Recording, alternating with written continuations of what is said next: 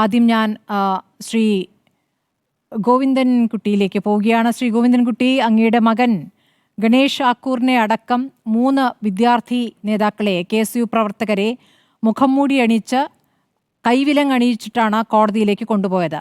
കോടതിയും അതിൽ രൂക്ഷമായി പ്രതികരിച്ചതായി കണ്ടു. ഇപ്പോൾ പോലീസിന് തിങ്കളാഴ്ച ഈ കാര്യത്തിൽ വിശദീകരണം നൽകേണ്ടതുണ്ട് കോടതിയിൽ.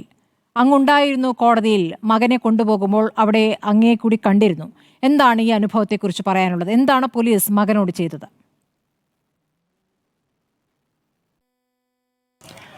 പോലീസ് ചെയ്തതെന്ന് വെച്ചാൽ അതിക്രൂരമായ ഭാഷയിൽ സംസാരിക്കുകയും അവൻ ഗുണ്ടയാണ്. അത് മാത്രമല്ല, പിന്നെ അവനെ പോസ്കോ കേസിൽപ്പെടുത്തി ഞങ്ങൾ അകത്താക്കുന്നതാണ് പറഞ്ഞത് ഷാജഹാൻ. അതിനുവേണ്ടിയുള്ള ശ്രമം നടത്തിക്കൊണ്ടിരിക്കുകയെന്നാ പറഞ്ഞത് ഷാജഹാൻ. അതെപ്പോഴാണ് പറഞ്ഞത്? അത് കഴിഞ്ഞ 22-ാം തീയതി, കഴിഞ്ഞ മാസം 22-ാം തീയതി. അന്ന് 4 ദിവസം റെഗുലറായി ഇവര് സ്ഥിരമായിട്ട് വീട്ടിൽ വന്നിരുന്നു. വീട്ടിൽ വരിക മാത്രമല്ല, ദേഹോപദ്രവം ചെയ്യിച്ചില്ല മാത്രമേ ഉള്ളൂ, ജനൽ ചില്ലുകളൊക്കെ തല്ലിത്തകർത്തു. അത് ഞങ്ങള് റിപ്പോർട്ടറും ചാനലുകാർക്കൊക്കെ റിപ്പോർട്ട് ചെയ്തിട്ടുള്ളതാണത്. എത്ര പോലീസുകാരുണ്ടായിരുന്നു? പോലീസ് ആദ്യത്തെ ദിവസം 4 ജീപ്പ് പോലീസാ വന്ന്, ACP അടക്കം. ഇത് SFI KSU സംഘർഷമല്ലേ ശ്രീ ഗോവിന്ദൻകുട്ടി? ഇത് SFI KSU സംഘർഷത്തിന്റെ കേസാണല്ലോ. SFI KSU സംഘർഷം, അതെ. അതിന് ഇവര് തൃശ്ശൂരിൽ നിന്ന് കമ്മീഷണർ വന്നു, പിന്നെ 4 ജീപ്പ് പോലീസ് വന്നു. എന്നിട്ടാ വീട് വളഞ്ഞ്, വീടിന്റെ ചുറ്റും വളഞ്ഞു നിന്നിട്ടാണ് ഉമ്മർത്ത് അവര് കതക് തട്ടിയത്. കതക് തട്ടി കുറച്ച് കഴിഞ്ഞപ്പോഴാണ് ഞങ്ങൾ വന്ന് തുറന്നു. ആരാന്ന് ചോദിച്ചപ്പോഴാണ് ഞങ്ങളാണെന്ന് പറഞ്ഞു. നിങ്ങളെന്ന് പറഞ്ഞാൽ നിങ്ങൾ ആരാ പറയൂ പറഞ്ഞു. പോലീസാ പറഞ്ഞു. അങ്ങനെ വന്ന് തുറന്നു നോക്കിയപ്പോഴാണ് ACP അടക്കം 10-15 പോലീസുകാരെ നമ്മുടെ മുറ്റത്ത് നിൽക്കുന്നത്. രാത്രി 2 മണിക്ക്. ഈ 2 മണിക്ക് ഇവർക്ക് വരാൻ പറ്റൂ? ഞങ്ങൾ വയസ്സായ ഒരു തന്തിയും തള്ളിയും താമസിക്കുന്ന വീട്ടിലേക്ക് അവർ കയറി വരുന്നത്. എന്നിട്ടാ ഈ ഭീഷണി മുഴക്കുന്നത്. എന്നിട്ട് അപ്പൊ തന്നെ മകൻ അവിടെ ഉണ്ടായിരുന്നോ? വീട്ടിലുണ്ടായിരുന്നോ ശ്രീ ഗോവിന്ദൻ? മകനില്ല, മകൻ ഇവിടുന്ന് ഒളിവിലാണ്. മകനെ കിട്ടിക്കഴിഞ്ഞാൽ പറഞ്ഞോളൂ, കേക്കാം. മകൻ ഇവിടെ ഇല്ലായിരുന്നു. മകൻ ഇവിടെ നേരെ തൃശ്ശൂർ പോയി. ഈ സംഭവം കഴിഞ്ഞ ഉടനെ തൃശ്ശൂർ പോയി. അവിടുന്ന് അവൻ കോഴിക്കോട് പോയി.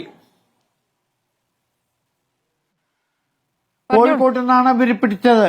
ശരി, മെനയാന്ന്. എന്നിട്ട് എത്ര നേരം വീട്ടിൽ പോലീസ് സംഘം ഉണ്ടായി? ഈ പറഞ്ഞ 4 ജീപ്പ് അവര് അരമണിക്കൂർ നേരം നിന്ന് അവര് വേഷം കെട്ടി കളിച്ചു ഇവിടെ എന്നിട്ട്. വീടിനകത്തേക്ക് കയറിയോ? അതിൽ ACP ഉൾപ്പെടെ പെടും. അകത്ത് കയറില്ല. ഞങ്ങൾ മൂന്നാളും ഞങ്ങൾ മർത്തന്നെ കയറി നിന്നു. അതുകൊണ്ട് അവരകത്തേക്കൊന്നും കയറിയില്ല. വനിതാ പോലീസ് ഇല്ലായിരുന്നു ഇവര് വരുമ്പോ. അതുകൊണ്ട് അകത്ത് കയറി കഴിഞ്ഞാൽ വിഷയാവില്ലേ? അങ്ങയോട് മോശമായി സംസാരിച്ചോ? താൻ പോയി പണി നോക്കണോ തന്ത.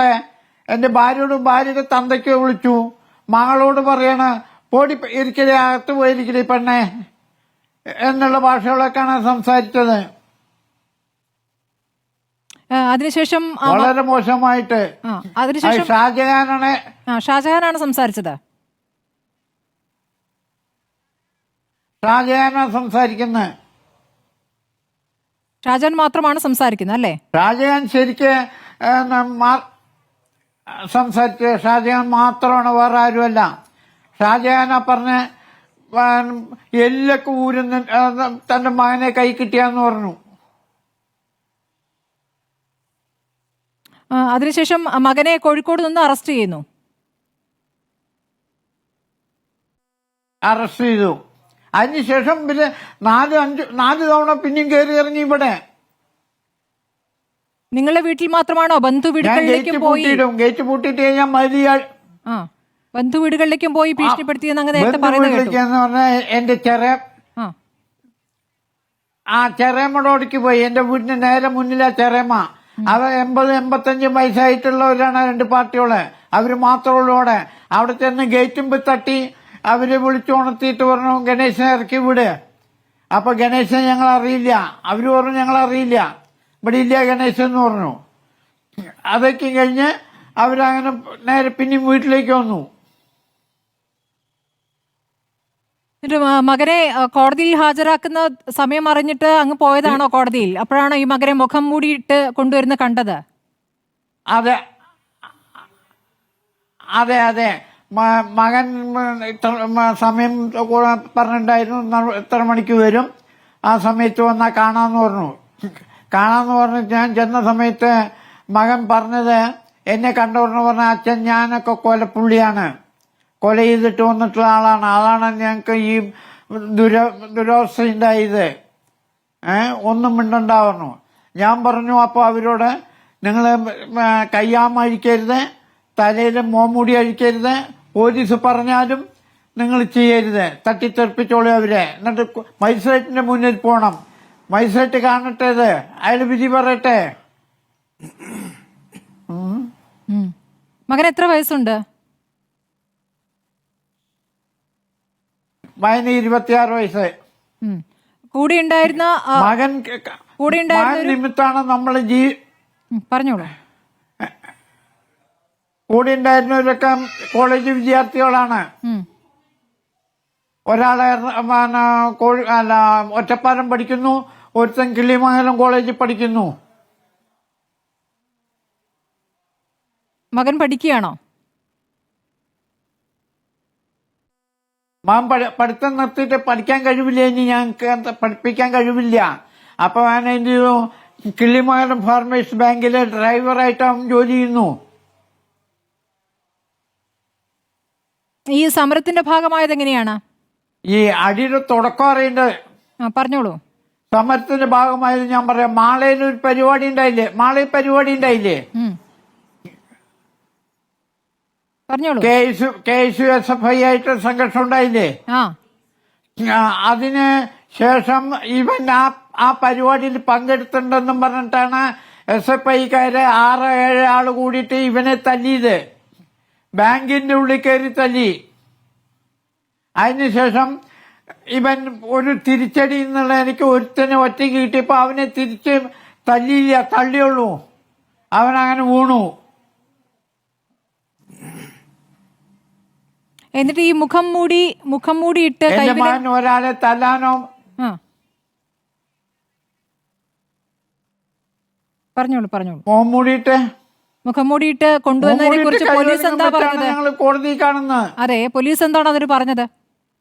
പോലീസ് പറഞ്ഞത്, ഞാൻ പോലീസുകാരോട് സംസാരിച്ചില്ല, എന്നെ എല്ലാവരും കൂടി പിടിച്ച് മാറ്റി ചെയ്ത് ഞാൻ ബഹളമുണ്ടാക്കുന്നു കണ്ടപ്പോ. ഈ മറ്റേ 2 കുട്ടികളുടെ മാതാപിതാക്കളൊന്നും പ്രതികരിക്കാത്തത് എന്താണ്?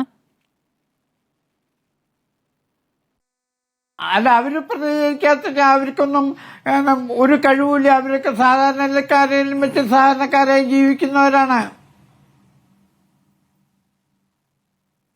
ഇനിയിപ്പോ കോടതി എന്താണ് കോടതിയിൽ നടന്ന കാര്യങ്ങൾ അങ്ങ് കണ്ടിരുന്നോ ശ്രീ ഗോവിന്ദൻകുട്ടി? കോടതി പോലീസിനോട് ചോദിച്ചല്ലോ എന്തിനാണ് ഇങ്ങനെ ചെയ്തത്. കേട്ടു. അതൊന്ന് പറയാമോ? അതെ, അപ്പൊ അവര് പറഞ്ഞ ഷാജഹാൻ പറഞ്ഞിട്ടാണ് ഞങ്ങൾ വിലങ്ങി വെച്ചും മൂടിയിട്ടും എന്നാ പറഞ്ഞത്. കോടതി എന്നിട്ട് അതിൽ വിശദീകരണം ചോദിച്ചിരിക്കുകയാണല്ലേ? ചോദിച്ചിരിക്കുകയാണ്. SHOയോട് തിങ്കളാഴ്ച ഹാജരാവാൻ പറഞ്ഞിട്ടുണ്ട്. സിറ്റി പോലീസ് കമ്മീഷണർക്കും കൊടുത്തിട്ടുണ്ട്, SP-ക്ക് കൊടുത്തിട്ടുണ്ട്. കോടതിയിൽ നിന്ന് തന്നെ നേരിട്ട് നോട്ടീസ്. ശ്രീ ഗോവിന്ദൻകുട്ടി, അങ്ങിപ്പോൾ കേരളത്തിൽ അങ്ങിങ്ങ് ഉണ്ടാകുന്ന പോലീസ് അതിക്രമങ്ങളെ ഇപ്പോൾ തൃശ്ശൂരിൽ തന്നെ കസ്റ്റഡിയിൽ വെച്ച പോലീസ് മർദ്ദിച്ചതിന്റെ സുജിത്തിന്റെ ദൃശ്യങ്ങളടക്കം പുറത്തു വന്ന് നമ്മൾ കണ്ടതാണല്ലോ. അപ്പോൾ ഇപ്പോൾ അതിനുശേഷം ഉണ്ടായിരിക്കുന്ന ഈ സംഭവവികാസങ്ങൾ എന്താണ് സർക്കാരിനോട്, മുഖ്യമന്ത്രിയോട് അങ്ങേക്ക് പറയാനുള്ളത്?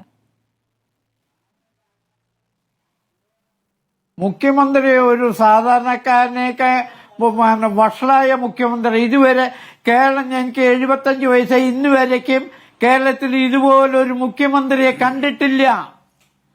ഇത്രയും വഷളായ ഒരു മുഖ്യമന്ത്രിയെ കണ്ടില്ല. മുഖ്യമന്ത്രി പത്രക്കാരുടെ മുന്നിലോ പത്രസമ്മേളനം വിളിക്കുക പോലും ചെയ്തിട്ടുണ്ടോ? ഇത്തരം ബഹളങ്ങളൊക്കെ ഉണ്ടായിട്ടും അയാൾ അനങ്ങുന്നുണ്ടോ? അയാൾ അനങ്ങാപ്പാറ പോലെ നിൽക്കല്ലേ? അയാളൊരു മുഖ്യനാണോ?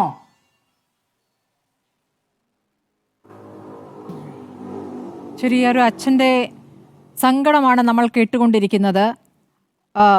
രാഷ്ട്രീയ പ്രതികരണങ്ങളിലേക്ക്, നിലപാടുകളിലേക്ക് വരുന്നതിന്